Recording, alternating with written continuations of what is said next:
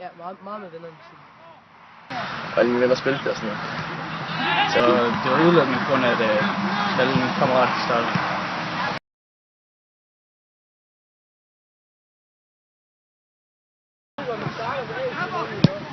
Nej, ikke mit. Ja, lidt vil jeg sige. Som sagt, min mor har spillet det lidt. Min far har ikke spillet så meget fodbold, men ja, lidt. Men mest.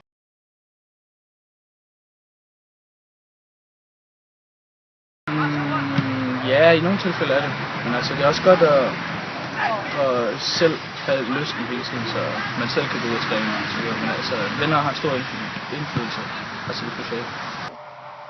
Ja, altså, jeg synes, du kan jo godt undgå, du behøver jo ikke have det, men jeg synes, hvis du har sport noget socialt, så er der også sådan, så har du også noget at lave, når du er i det sociale, og du har noget at gøre noget med.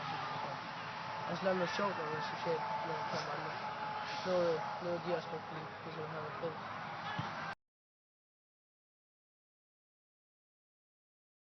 Ja, fodbold det betyder rigtig meget for mig, og jeg har store ambitioner. Ja, det betyder jo helt klart alt. Det er i hvert fald en stor del. Altså alle mine venner spiller også helt exceptionelt meget fodbold.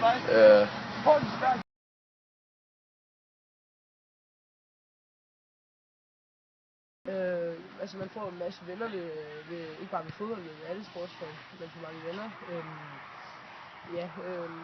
Jeg synes man lærer at indgå et fællesskab, ved at man er sammen med andre, og man lærer, hvordan det er. Altså. Så har man jo også en sund livsstil, når man dyrker så meget sport, så det er også sundt for